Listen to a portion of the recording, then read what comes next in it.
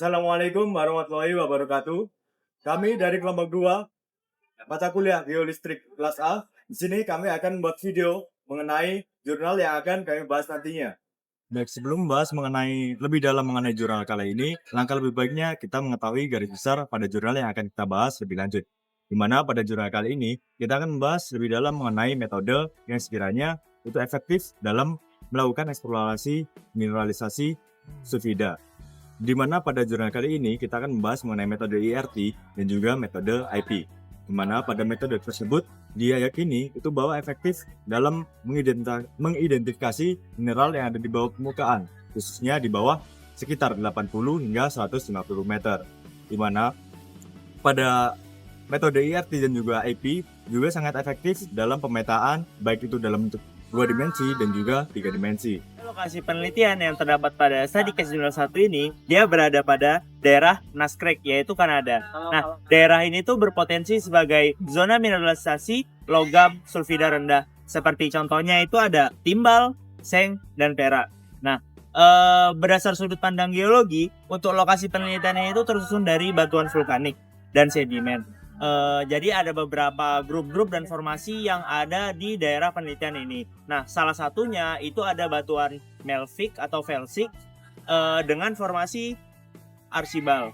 Nah, untuk metodologi pada jurnal pertama ini, dia itu menggunakan metode geolistrik yaitu IRT dan IP, yang mana dua metode ini dapat membantu kita untuk memetakan variasi sifat kelistrikan bawah permukaan mineral sulfida. Nah, untuk konfigurasi yang digunakan pada penelitian ini itu berupa pole dipole, yang mana dengan jarak antar elektroda itu 25 meter. Nah, dan tidak lupa pada jurnal 1 ini itu menggunakan alat yang namanya itu Airscale Pro dengan 12 lintasan sejajar, serta yang mana itu setiap lintasan yang kurang lebih itu hampir 2 km. Nah, mungkin untuk metodologi dan lokasi penelitian dari jurnal 1 cukup sekian. Nah, kemudian saya akan melanjutkan ke bagian pembahasan. Gambar di sini merupakan penampang dari 2D dari line pertama hingga ke 12, di mana survei dilakukan pada zona berarah barat laut ke tenggara, dengan kemudian model hasil inversinya itu berarah barat ke timur. Kemudian gambar ini merupakan gambar lebih jelas dari hasil penelitian dari line 5 hingga line 5 dan line 6, di mana peneliti mengambil line 5 dan line 6 karena kedua line ini merupakan line yang berada di tengah area lintasan, area zona penelitian, dan line 5 dan 6 ini sudah merepresentasikan dari keseluruhan hasil line yang dilakukan dari 1 sampai 12. Makanya itu, agar tidak terjadi pengulangan pembahasan, maka peneliti memakai line dan 5 dan 6 saja untuk di bagian pembahasan ini. Kemudian berikut merupakan data log sumur bor yang digunakan oleh peneliti untuk menambah interpretasi pada bagian penampang studi ini. Nah, data log sumur bor ini didapat dari referensi jurnal lain yang disertakan oleh peneliti pada bagian referensi. Saya di sini untuk lanjutan dari analisa dan pembahasan dari jurnal 1 itu ada hasil inversi 3 dimensi, yang mana tentunya seperti model resistivitas dan polarisasi stabilitas. Dari proses-proses ini itu akan dihasilkan sebuah proses yang mana nanti ada berupa gambar. Yang pertama itu berupa gambarnya adalah penampang horizontal hasil inversi 2 dimensi, hasil inversi 3 dimensi, yang mana di sini ditampilkan ada 2 gambar. Yang gambar A adalah model resistivitas yang menunjukkan sebuah zona resistivitas rendah yang berkaitan dengan alterasi batuan dan kemungkinannya adalah mineralisasi. Kemudian yang gambar kedua atau gambar B adalah model stabilitas yang menampilkan sebuah zona nilai tinggi yang dimana di sini lebih dari 3, mV per V sebagai indikasi dari akumulasi mineral sulfida, yang sebagaimana juga di gambar ini terdapat sebuah kontur putus-putus yang sebagai tanda sebuah zona potensial mineralisasi yang konsisten di beberapa kedalaman. Untuk gambar yang kedua adalah penampang vertikal dari X ke Z direction Itu untuk gambar A sendiri menunjukkan sebaran resistivitas secara vertikal, dan gambar B menunjukkan sebaran polarisasibilitas secara vertikal juga. Untuk zona resistivitas rendah dan polarisasibilitas tingginya ini ditunjukkan dengan menunjukkan sebuah tubuh biji yang menukik ke bawah dengan arahnya itu N ke S. Kemudian ada juga untuk kontur putus-putus lagi untuk menggambarkan sebuah batas jelas zona mineralisasi ini. Kemudian dilanjutkan untuk gambar yang ketiga itu adalah model 3D chargeabilitas dan irisan 150 meter. Untuk gambar asli ada model penuh memperlihatkan distribusi chargeabilitas 3D di seluruh area studi. Untuk gambar B sendiri ada irisan 150 meter menampilkan kesesuaian anomali IP dengan titik bor yang membuat juga interpretasi hasilnya seperti apa. Kemudian dilanjutkan ke gambar yang keempat itu adalah model isosurface 3D zona sulfida dengan cut off-nya di 3,5 mV per V. Itu adalah sebuah model isosurface yang menampilkan sebuah batas spasial zona sulfida dalam bentuk 3 dimensi. Untuk estimasinya sendiri, volume Earth sulfida ini mencapai sekitar dari 393.107 maaf meter kubik dengan perhitungannya itu didasarkan oleh perangkat lunak. Kemudian ada arah sebaran yang menunjukkan tren N ke S yang sejalan dengan struktur sesar di area studi. Baik, untuk jurnal kedua kami mengambil judul bernama Application of Integrated Geological Methods di Miran untuk Magnesium Deposit Exploration. Di jurnal ini kita mengeksplorasi cara mencari magnesium deposit menggunakan metode geological seperti resistivity, IP, dan self potential untuk mencari magnes di bawah permukaan tanah. Nah, pada jurnal kedua ini, lokasi penelitiannya berada di 17 km utara kota Maran, Iran, di mana lokasi penelitian ini berada di dalam area sabuk vulkanik Urinis dan Daftar yang tersusun atas batuan tufa, piroklastik, batu pasir, malm, konglomerat vulkanik, batu gamping, dan juga aluvium. Nah, topografi wilayah penelitian ini di bagian utara itu relatif datar, sementara di bagian selatan didominasi oleh pegunungan. Nah, pada jurnal kedua ini, metodologi yang digunakan ada 2 metode geofisika dan juga 1 metode drilling untuk memvalidasi data metode geofisika. Metode geofisika yang pertama yaitu metode SP atau self potensial. Digunakan 5 lintasan SP dengan interval titiknya itu sejauh 5 meter dan lintasannya sepanjang 350 meter. Digunakan juga titik referensi potensial yang diplot pada jarak 400 meter dari lintasan SP1. Hasilnya menunjukkan pada SP1 dan SP3.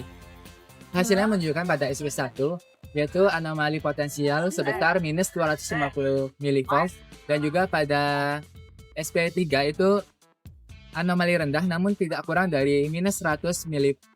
Sementara pada SP2, SP4 dan juga SP5 itu anomalinya cukup tinggi atau dapat dikatakan sebagai anomali positif. Jadi keberadaan urat mangan dapat diindikasikan pada lintasan SP1 karena menunjukkan anomali yang paling rendah. Kemudian metode yang kedua yaitu metode CRSP, Combined Resistivity, Sounding, and Profile. Nah, jadi metode ini mengkombinasikan antara sounding secara vertikal dan juga profile secara lateral. Jadi tidak hanya mendapatkan profile secara 1 dimensi, tetapi akan digabungkan menjadi profile 2 dimensi. Pada metode ini, elektroda potensial yang digunakan itu terdapat 4 elektroda. Dibandingkan dengan metode lainnya seperti skalan bersih dan juga Wiener itu hanya menggunakan 2 elektroda potensial. Sementara pada metode ini menggunakan 4 elektroda potensial. Nah, kemudian pada metode ini digunakan 9 lintasan. Yang pada lintasan ke-6 ini digunakan metode kombinasi konfigurasi dipol-dipol untuk menguji efisiensi dari CRSP ini. Kemudian yang terakhir yaitu metode drilling untuk memvalidasi, di mana digunakan drillingnya itu berupa mesin bor berjalan atau drill wagon dengan 13 lubang bor. Nah, kedalaman masing-masing titik ini mencapai 10 meter, Kemudian untuk bubuk atau powders dari hasil drilling itu digunakan untuk menganalisis data yang akan mengonfirmasi anomali IP. Oke, untuk area lintasan set potensial seperti gambar ini. Kemudian untuk area lintasan IP seperti gambar ini. Dan untuk yang pertama ada pseudo section nomor 1P1 seperti gambar ini. Di mana penjelasannya untuk RS sendiri atau resistivity yaitu lapisan atas 0 sampai 10 meter dengan chargeability. Sedang sekitar 6 sampai 12 millivolt lapisan tengah, kemudian dengan pengukuran 10 sampai 30 meter untuk chargeability-nya itu dikategorikan sedang dengan 12 sampai 24 millivolt. Kemudian untuk lapisan ketiga yaitu lapisan bawah sekitar 35 sampai 50 meter dengan chargeability yang rendah. Kemudian untuk IP-nya sendiri itu zona atas untuk lapisan 0 sampai 10 meter dengan chargeabilitas kecil 6 sampai 12. Kemudian ada zona tengah dengan sekitar 10 sampai 20 meter dengan chargeability-nya sekitar 12 sampai 18 millivolt. Kemudian ada juga yang anomali tingginya itu seperti gambar ini yang paling tengah ya teman-teman, yaitu sekitar 20 sampai 35 meter. Dan untuk zona yang paling bawah seperti gambar ini pada sekitar 35 sampai 50 meter. Kemudian untuk gambar selanjutnya seperti yang ini yaitu pseudo section nomor 4P4. Di mana di sini juga menjelaskan tentang resistivity dan IP. Untuk resistivity itu tergolong zona yang rendah, dikategorikan sekitar 10 sampai 15 ohm meter yang diindikasikan adanya urat mangan, alterasi hidrotermal, dan batuan konduktif. Kemudian zona resistivity sendiri ini juga yang tinggi sekitar 20 sampai 35 ohm meter yang diindikasikan ada batu gamping, tufa, vulkanik dengan batuan induknya. Kemudian untuk gambar selanjutnya seperti yang ini yaitu pseudo section P6 CRSP IP yang dikategorikan konfigurasi CRSP dengan panjang 60 meter dari timur ke barat. Zona ini juga yang IP ini dari 20 sampai 24 millivolt yang akan muncul di kedalaman sekitar 10 sampai 35 yang mengindikasikan keberadaan zona mineralisasi mangan di permukaan. Sementara untuk zona IP yang rendah sekitar 10 millivolt yang diindikasikan tufa vulkanik. Oke, selanjutnya gambar di bawah ini itu pseudo section dipol-dipol IP. Di mana nilai chargeability-nya tampak lebih rendah sekitar 20 sampai 35 millivolt yang menunjukkan area sensitivitasnya sedikit menurun terhadap zona mineralisasi mangan tersebut. Oke, selanjutnya gambar yang selanjutnya yang ini yaitu pseudo section nomor 6 CRSP RS yang ke-6. Di mana penampang ini memiliki zona konduktivitas di bagian tengahnya, bagian bawah profilnya sekitar 10 sampai 15 ohm meter. Kemudian untuk bagian resistivity sedangnya sekitar 20 sampai 30 ohm meter yang diindikasikan adanya batu gamping dan konglomerat dan serta vulkanik. Oke, selanjutnya untuk gambar yang ini itu ada pseudo section nomor 6 dipol-dipol IP RS. Di mana metode dipol-dipol ini menampilkan zona konduktif sekitar 10 sampai 12 ohm meter, namun bentuk anomalinya lebih lebar dan kurang terdefinisi, di mana batuan resist tersebut muncul sebagai batu gamping dan tufa. Selanjutnya, dalam penelitian eksplorasi mangan di jurnal kedua ini, penelitian melakukan pengeboran untuk memvalidasi apakah pengukuran hasil resistivitas IP dan SP ini sudah benar dengan cara melakukan tujuan pengeboran gitu. Dimana tujuannya sendiri menggunakan alat drill wagon untuk memvalidasi apakah serbuk mangannya itu benar berada dalam kedalaman sekitar 0 sampai 10 meter gitu. Itulah tujuan pengeborannya menggunakan alat namanya drill wagon. Dimana drill wagon ini saat kita melakukan pengeboran di dalamnya akan mengeluarkan serbuk. Nah, serbuknya ini yang kita analisis apakah di kedalaman tersebut itu ada mangannya atau tidak. Nah, selanjutnya kita melakukan analisis hasil pengeboran dari B1, B2, B3 sama B12 yang ada di gambar ini. Di mana bisa dilihat sendiri bahwa di B1 itu terdapat kandungan mangan dengan warna hitam yang ditandai di warna hitam itu di kedalaman 1,5 meter sampai dengan 5 meter. Kemudian di B2 terdapat batuan limestone bercampur dengan kandungan mangan yang lebih rendah kandungannya. Itu di antara kedalaman 0 sampai 5 meter. Kemudian lanjut ke B3, sama di atasnya terdapat kandungan batuan limestone dengan kandungan mangan, di mana itu di kedalaman 0 sampai 4,5 meter, tetapi di dalamnya itu terdapat batuan limestone dengan serbuk mangan itu di kedalaman 7 sampai 10 meter. Bisa dilihat di gambar ini. Kemudian di B12 kita bisa lihat sama seperti B2 juga hasilnya, yaitu di kedalaman 0 sampai 4 meter itu terdapat batuan limestone dengan kandungan mangan yang lebih rendah. Nah, hasil ini bisa mendukung pengukuran dari metode resistivitas, IP, SP untuk memastikan apakah kandungan mangan dan urat mangannya itu benar berada pada kedalaman sekitar 0 sampai 10 meter itu. Baik, di sini saya izin masuk. Di sini saya akan membahas mengenai perbandingan jurnal. Baik, di sini untuk jurnal pertama sendiri itu lokasinya berada di Kanada bagian timur, sedangkan jurnal kedua itu di barat laut Iran. Kemudian untuk tujuan sendiri dari jurnal pertama itu untuk memetakan dan mengenali sebaran biji logam sulfida PB ZNAG dengan menggabungkan metode IAT, IP secara 2D dan 3D.